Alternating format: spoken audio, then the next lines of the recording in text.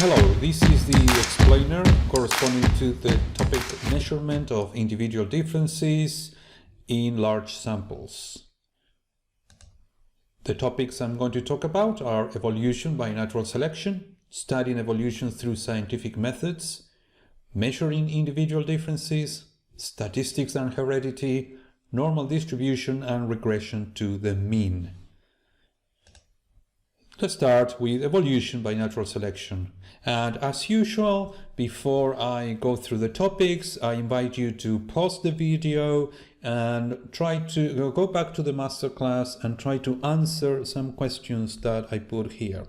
And the first question is, explain the process of evolution by natural selection. So pause the video, try to answer that question, come back and I'll give you the answer. Okay, so the idea of evolution by natural selection was proposed by Charles Darwin and Alfred Russel Wallace, and they came independently to the same idea, and they presented it together. Now, Alfred Russel Wallace stopped with humans, so natural selection applied to all the other species, but humans are different. Darwin said no. Natural selection also applies to humans, and so the idea of natural selection was first presented by Darwin On the Origin of Species, the book he published in 1859.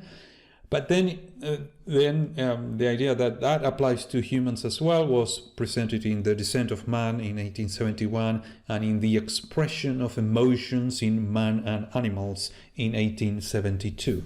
So what's this idea? And what's revolutionary about the idea of natural selection? So first of all, the idea of evolution is not revolutionary. That idea was existed before Darwin. There were people who proposed the idea of evolution, and it had general acceptance. What was important in Darwin is the idea of getting rid of purpose. So when we talked about the objects, planets, already the mechanist philosophers and scientists, materialists, philosophers, they already thought that there was no purpose in the universe. But living organisms and how a species evolved, there was still the idea of purpose there, that there is some process that is different than the process of the evolution of the universe and the movement of objects in space and planets and stars, etc. So that's so applying, getting rid of the idea of purpose on living organisms, that's revolutionary. But the idea of natural selection is relatively simple. There is no much complication. So simply, there is when some organisms in a species, they replicate, then the offspring, they have the genes that they have. Of course, Darwin didn't talk about genes at that moment, but they pass on to the next generation. But sometimes there is a slight variation. So Darwin didn't talk about genes, he talked about traits. So some traits vary a little bit, very small variations.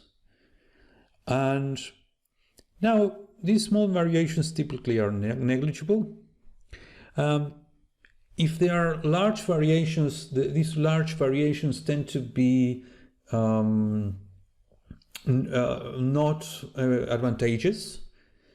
So organisms with this new variation tend not to live longer and tend not to reproduce, so that variation disappears. But what Darwin says is that by accumulation of small variations, And this is a process that takes thousands of millions of years, and then species start to change, and sometimes to change so dramatically that we should consider them different species. So that's revolutionary, because the idea of species before, it was that they were created, the species were created, and they were created different. So this idea of some continuous between a species and another one, it wasn't there. That was a very revolutionary idea of Darwin. Now, so basically the idea is small variations, they're random variations, and then the organism with that variation lives to reproduce, and after reproduction dies. But that variation is in the offspring, and that offspring then will reproduce, and that variation then it's part of that species. And if you think about this in a process of thousands of millions of years, then we have changes in species. And that's all. That's the idea of Darwin. And there are some complications. It's not that simple, but the essence of the theory is just that. And now, how this influence psychology. So it influenced psychology in many ways. First of all, Darwin, in the expression of emotions in man and animals, had some things to say about emotions. So it's a psychological concept. But then the evolutionary theory was taken by people like William James, and then the behaviorists. So one of the influences is that some people started to study animals, because if there is a continuum in species, non-human species with humans, then if we are interested in humans, we can know about humans by studying animals. So that's the behaviorism was one important school in psychology that did that, and we are going to talk about that. But the other way in which Darwin influenced psychology was through his cousin, Francis Galton. And we are going to see the work of Galton in more detail. So the second topic I'm going to talk about is studying evolution through scientific methods. So the question before I start talking about the topic is, to which component did Galton give more weight when trying to explain individual differences? Learning or heredity? Okay, try to answer that question with what you learn in the masterclass, and then come back. Okay, so the answer is heredity. So he was, although he said that there is some importance in learning, in the learning that you get by exposure to the environment, there is huge amount of what we are is due to heredity. So he's in an extreme, and I'm an expertise researcher, and this topic is very important, whether expertise is acquired by practice or it's innate capacities, and I'm in the middle of the spectrum of theories. Galton is in the spectrum of it's all heredity, and then you've got researchers that in the other spectrum is that nothing is inherited, everything is about practice. I'm somewhere in the middle. So now what he did is to something very revolutionary as well, to start developing statistical methods to try to answer questions about heredity. And this is absolutely important, because that's putting mathematics at the service of science, and that's what should be. we've got the current situation in physics well, no, it's not current. This has been for a long time. That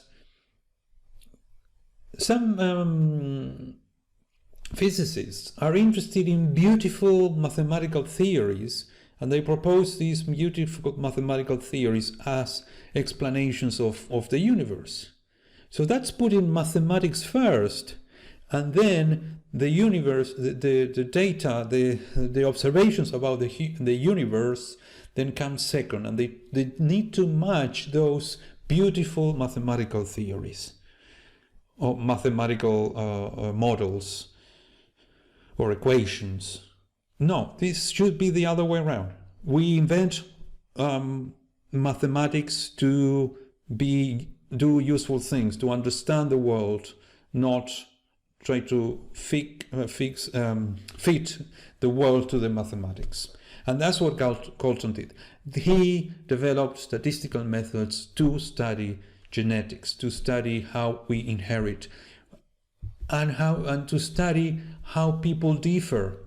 And for example, that's the definition he provides about statistics is this one, that statistics provides summaries of information concerning large groups, exploits the smooth continuity in which objects of the same species vary. So we have here the issue of summaries of information. So we've got large populations, and then from these populations we extract some information in the terms of samples, and we measure them. And we need to have, if we have let's say 1,000 measurements, what do we do with that? It's difficult to deal with that. And large could be even much larger than that. Today we've got big data, and we have millions and millions of observations. But let's restrict to Galton's days, in which he collected sometimes 8,000 fingerprints, for example. Now, what do we do with that? We need to provide summaries, and summaries we use statistics to provide those summaries. And for example, the mean of the sample in some variable, or the standard deviation of which tells us about how spread the values in the variable we are measuring are. But more informative than that is the whole distribution, and we are going to see later the normal distribution and the ideas and designs he created in order to give an intuitive understanding of the normal distribution. And so large groups, that's something that is new. So we had before, there were some governments that were collecting data. When Galton says that statistics exploits the smooth continuity in which objects of the same species vary, he's talking about the normal distribution, or any distribution with continuous variables.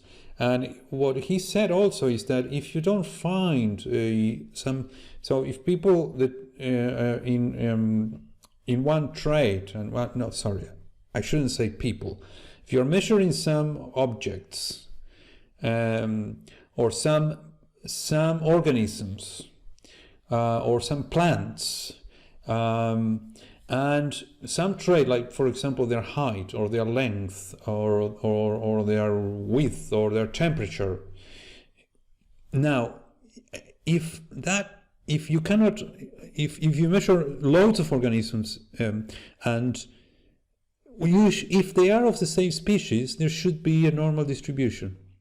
That's what Galton is saying. Now, if you find that there is some gap, some values are not there in your measurements, then that gives you an idea that perhaps those come from different species. Okay, so that's what is using these statistics to make conclusions or inferences about biological topics. And then he, at the first Galton, had an interest in finding causal explanation of things.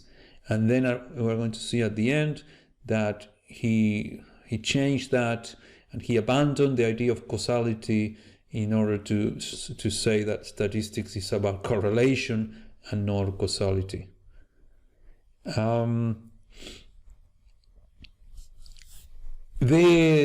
Regarding the normal distribution, he proposed, and we are going to explain the characteristics of the normal distribution later on, and he proposed that this smoothness so basically if you put you order the organisms that belong to one species in terms of some measurement, you will find smooth differences. So a lot of them will be very similar in that trait, let's say their height.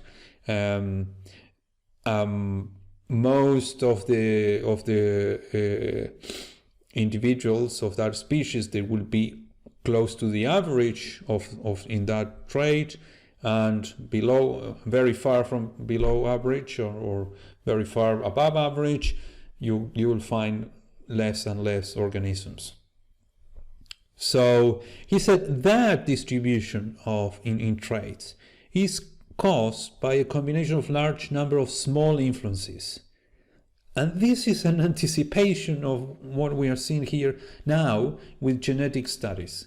So if you see genetic studies about psychological traits, you are seeing that you cannot find one gene or two genes or three genes or four genes that are involved in one trait. You need to think about hundreds of genes for one trait. And when you see what you see is that you see differences in one trait when you find accumulation of differences in multiple genes, not just one or a few. And that's why we have today something that is called the polygenic scores, which is you have a score of predisposition to have something based on your genes, or your variation, your genes, your alleles.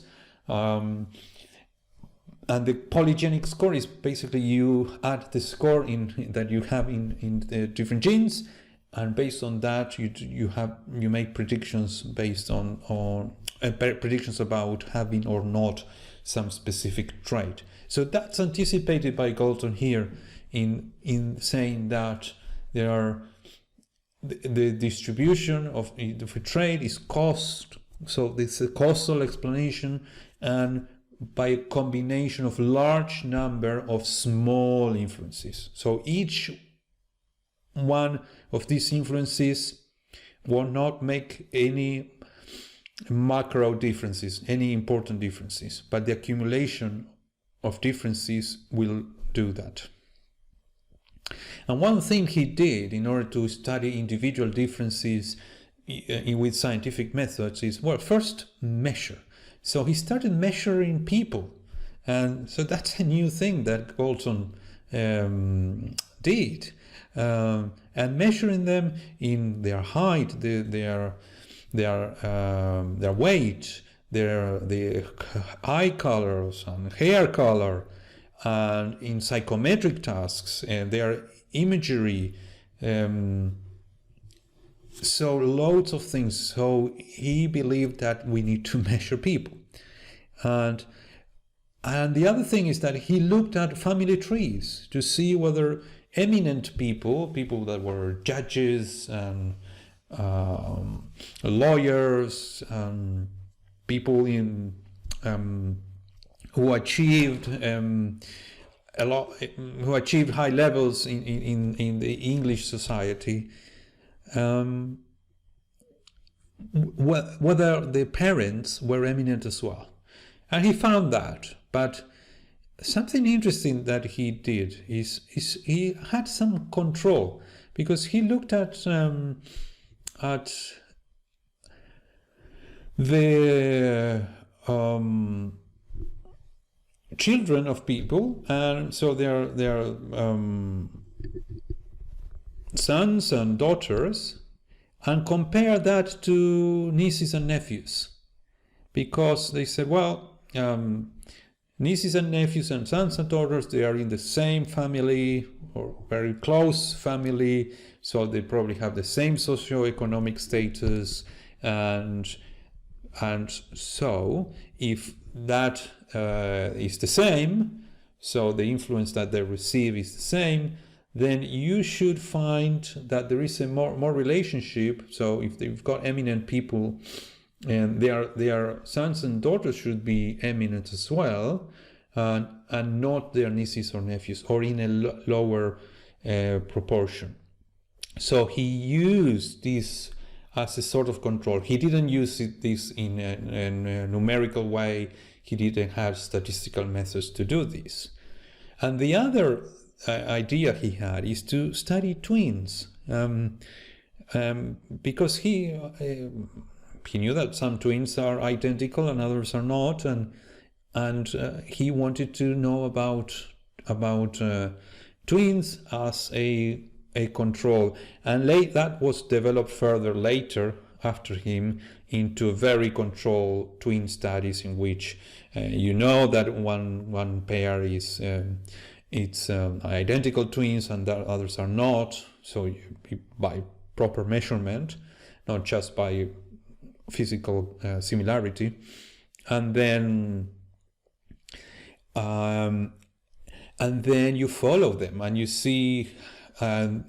This is a good control, because twins that are identical, they share the same genes, whereas the non-identical, they are like brothers and sisters. They are like siblings. They are not. They are not similar. They are similar, but they are not identical in terms of genes. But they were born the same day. They were in the same uterus. They were raised in the same family. The only difference is the genes. So if you find that in psychological traits that we are interested in, identical twins are more similar than non-identical twins, that tells you that trait has a hereditary component. And this is what the area of behavioral genetics have been doing for many years. And then that we can measure genes, which couldn't be done in the past, then we know which traits have a strong hereditary component, and then we study those traits, and those traits we focus on that in order to not waste time with things that we don't know if that have a hereditary component. So this is another way of measuring individual differences that Francis Galton used, and he invented the questionnaire. The questionnaires that researchers use all over the world at the moment. He was keen. He paid people to complete questionnaires, and he asked questions of all types. And one interesting was about their imagination. How vivid is their imagination? And he was surprised. He found that that people he thought they were eminent and they should have strong imaginary abilities, they actually didn't.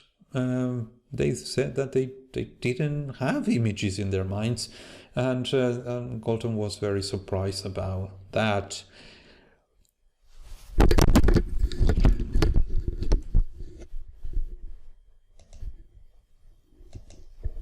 Okay, so a bit more about measuring individual differences, although I anticipated a lot in the previous section.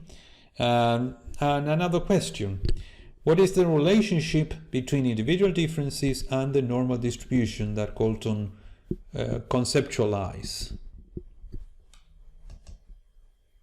So what Galton conceptualized about the normal distribution is that the normal distribution is a way of representing variation within a species, and I already anticipated that the variation should be smooth because they are small influences, so a large number of things that people differ in, but the differences are very small in each of these number of things.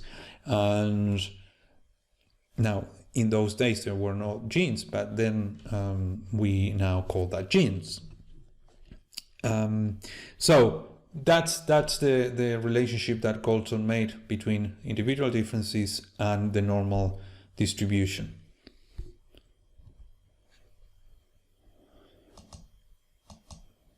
Okay, statistics and heredity. Why did Galton have to modify the original quincunx?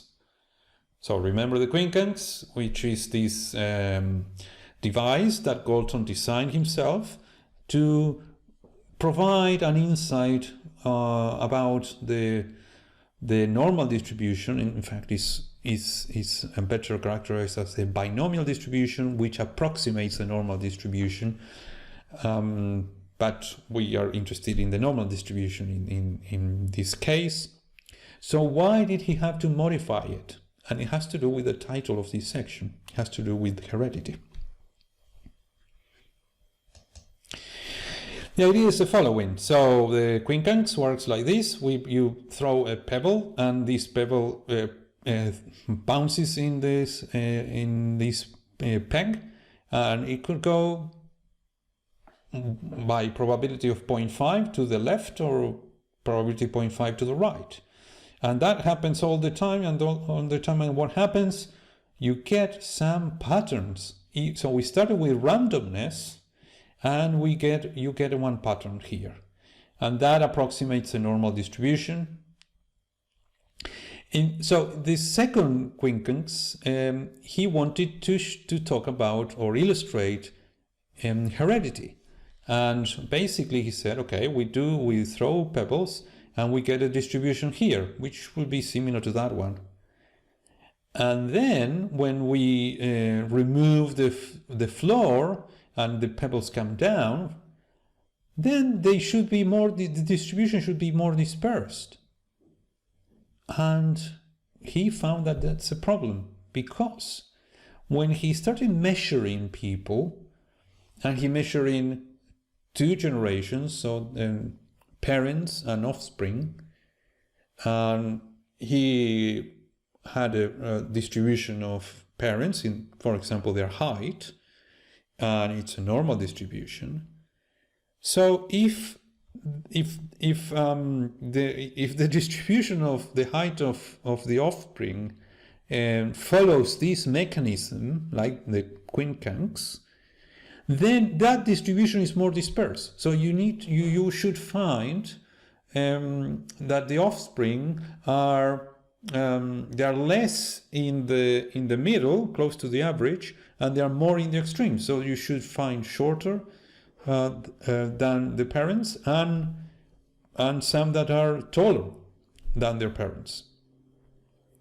But that's not what he found. So this is a model, a mechanical model, so to speak, But then when you measure things in reality, and that's why it was so important for Galton to measure things, and that's what psychology became, a science that measures things and doesn't elucubrate about the mind based on ideas and thought experiments. They could be useful, but we need to measure things in order to understand reality. And so he measured, and the distribution of the parents and the offspring remain constant.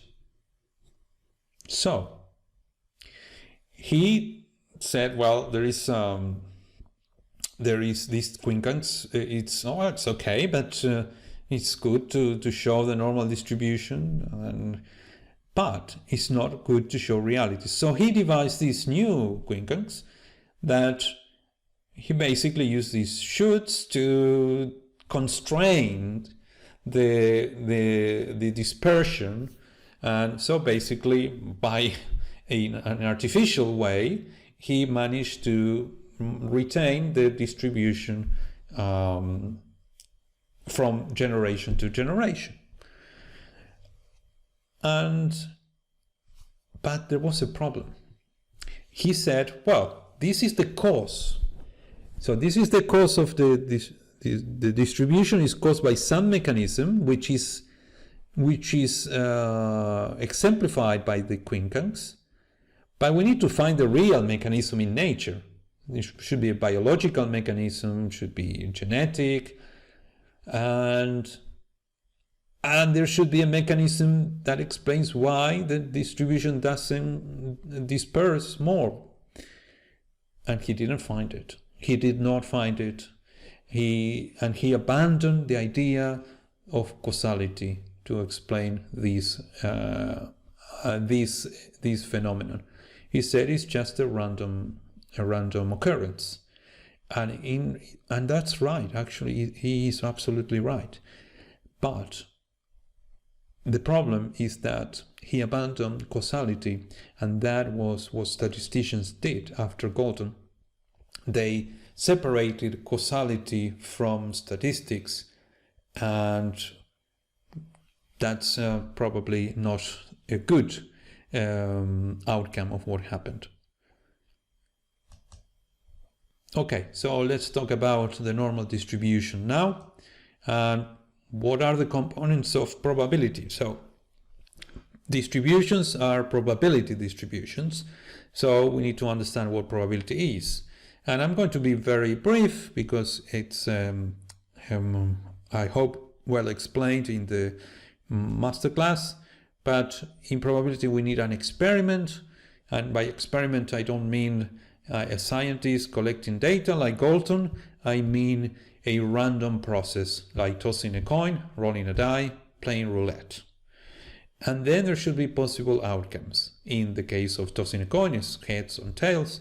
In the case of rolling a die, is 1, 2, 3, 4, 5, 6. In the case of playing the roulette, is 0 to 36. And then we provide a credence or expected frequency for each possible outcome. In head and tails, if we don't have any information about if they are weighted or not, they are loaded or not, the coin is loaded or not, then the probabilities are 0.5 and 0.5, or 1/2 and 1/2. And with the die is 1/6 for each possible outcome, and in the roulette is 1/37 probability for each of the possible numbers. Okay, that's quite intuitive. But when we talk about continuous variables, like height, like length, like weight, or reaction times, that metaphor of the rolling a die, tossing a coin, doesn't work. And that's why people still use the metaphor and use a distribution, which is the binomial, that approximates the normal distribution, which is over a continuous variable. So that's why I developed the drone landing metaphor, that you can go to the masterclass and get more better understanding of that. And the possible outcomes when we talk about a continuous variable are intervals. So one specific value doesn't have what we call a probability mass. We can calculate something that we call probability density, but I don't want to complicate things at this stage. So basically, let's talk about intervals. And the intervals, we can assign probability to those intervals. So, for example, if we consider that there is a city, we consider kilometer 0 at the center of the city, and if you go to the east, then you have positive numbers. So let's go. If you go 6 kilometers to the east, then that's kilometer 6, and if you go 6 kilometers to the west, that's -6. And so if you know the population of that city, and you know that is concentrated in close to the center, to kilometer 0, and then less people live in areas further away from kilometer 0. So that's a metaphor for the normal distribution. And then, so these are the possible outcomes, and then we have to give a credence or expected frequency. So if a drone will land the metaphor is that there is a pizzeria and will deliver pizza, and well, people have to call from this somewhere in the city will call to the pizzeria, and the pizzeria will send the drone, and it will land somewhere in the city. Now, which area is more probable that we will observe the first landing? Well, in the area that there is more population, right? That's intuitive. And well, if we want to quantify better, we need to use a mathematical formula. The mathematical formula for the probability distribution of the normal distribution. And it's a complex formula that doesn't matter. We are not going to explain, and it's not interesting, at least from the perspective of this unit. But the idea is that values that are close to the center are more likely, and away from the center are less likely, and that is a symmetric distribution. Okay, so one question for you: what is a z-score? So you can go to the masterclass and try to find out. And the z-score is when we have values, for example, if these are heights of something, and we use the variable, the letter x, to talk about raw scores. So these are the scores we actually measure in something. And when let's say we want to compare, if this is height, how tall is one regarding to a population, relative to a population, and where one stands in terms of weight in the population. So, but these two measures have different scales, so it's difficult to compare. But if we use z-scores, which are called standardized scores, we can compare variables that have very different scales. Because when you calculate the z-score, then you have a new variable of z-scores, and that variable will always have the same mean and the same standard deviation. So the mean will be 0 and the standard deviation will be 1. So if any scale is transformed to a z-score, and that distribution has the mean of 0 and standard deviation of 1, then you can determine, well, I'm 167 centimeters tall, and my weight is 75. So where do I stand in comparison to the population in these areas. Is my weight above average? Is my height below average? But how much? How much below? How much above? And then you calculate the z-score, and the z-score is the x, which is a raw score like 60 here. You then you subtract the mean from that score. When you use the bar on top of a letter, we mean the mean of that variable. So here I have only 5 scores, but this is these numbers come from a larger sample. I just am showing 5 only, and the mean is 100 and the standard deviation is 20. Don't calculate the standard deviation with these numbers because it's not going to be 20. This is this standard deviation of 20 comes from a larger sample. So if you do x minus the mean, so in this case 60 minus 100, that's minus 40. And then you divide that by the standard deviation, which is 20. So minus 40 divided by 20, that's minus 2. So you've got a score of minus 2. And then you compare that score you have here. Oh, what does it mean, minus 2? I'm 2 standard deviations below the mean. And let's say in another measure you are on 0. So that means your z-score is 0. That means you are average. And then you can say, oh, okay, I'm average in this, I'm below the mean in this, and I'm above the mean in that measure. So that the z-score is very useful because you can compare different variables, variables that have different scales. And the normal distribution has a lot of characteristics that are, I hope, well explained in the masterclass, so I'm going to be very brief here. So we can make partitions of the normal distribution, and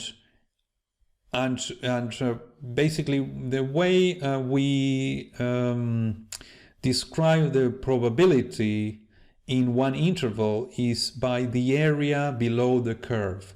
So the total probability, so the total area below the curve, is 1.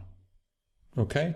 So if we take into account this segment, proportionally should be 19% of the total area. So it's not only numerical, but it's geometrical. So in terms of the shape, that shape should be 19%. The area of this shape should be 19% of the total area under this curve. Okay. So basically, what you are saying is that between values 0 and 0.5, which is what I mentioned here, so this is 0.5, we are going to find 19% of the probability. In the case of the city metaphor with the drone delivery, we're saying in between kilometer 0 and kilometer 0.5 lives 19% of the population. So that's my metaphor to talk about probability. So then you can use determine different intervals and to determine what's the probability to observe a value within that interval. So that's the normal distribution. And another way you can partition a distribution is not by segments of equal length, like if you can, in the previous case, the length, we were interested in the length of 0.5, and then we can separate, make partitions of the normal distribution with segments of equal length. But in this case, this is very used in education, the deciles or percentiles. So in deciles means that we partition the distribution into 10 equally probable segments. So now, because the probability has to be the same, now the length of the intervals will not be the same. Why is that? Well, because we know that there are a lot of people here in the middle. So in order to to divide this distribution in 10 segments with equal probability, the probability should be 0.10 because you have 10 segments. So now the segment has 10% probability or 0.10 probability in the center here should be a very small segment. So it goes, as it shows here, it goes from 0 to 0.25. So between 0 and 0.25, we got 0.1 of the values. And the next interval is a bit longer. So it doesn't go from 0.25 to 0.50. It goes from 0.25 to 0.52. So it's a bit longer, this segment, because there are a bit less people in this segment than the previous one. And then look at the third. So this is much longer segment, from 0.52 to 0.84.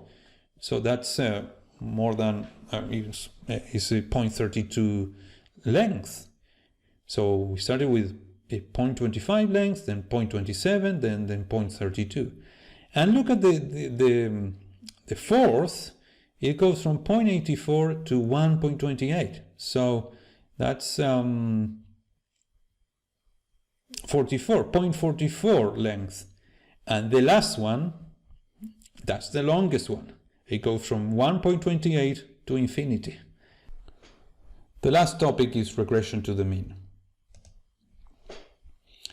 So regression to the mean is what I mentioned before, so I'm not going to explain in detail.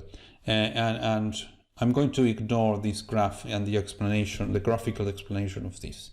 Suffice it to say is that Galton discovered that the height of parents is distributed equally to the height of their offspring. He expected to find a larger dispersion in the offspring, but that wasn't the case. And the way that this is explained is that not because of some biological process, but by a statistical process. So basically it's a random process. So basically this is the idea is, if you got offspring parents that are very tall, and the height of the offspring is determined partly by their genes, or by Galton was talking about traits or some influence that comes from the parents, but partly is random. But when you are very tall already, you are reaching the limits of the species. The species, for some reason, for some process, cannot go any further than that. So by chance, in other parts of the distribution, offspring are a little bit taller than the parents, or a little bit smaller. But that's what happens at the middle of the distribution. But in the extremes, the parents who are very tall, their offspring tend to be smaller than them. And the parents that are very, very short, their offspring tend to be a bit taller than them. So that provides what is called regression to the mean. So in the offspring, you expect that they will be closer to the mean. The extremes will be closer to the mean than their parents. But, so he said, well, let's find a mechanism for this. But then he discovered something that blew his mind. And what he discovered is that instead of trying to predict the height of the children, based on the height of their parents, what if we predict the height of the parents based on the height of the children? And you know what? What happened? Exactly the same phenomenon, regression to the mean. So regression to the mean, there couldn't be any causal explanation from how the height of the children can influence the height of the parents. There is no causal influence. You have to go back in time. And so he realized that was a statistical artifact, or actually a statistical phenomenon that he discovered, and then he was very influential for this discovery.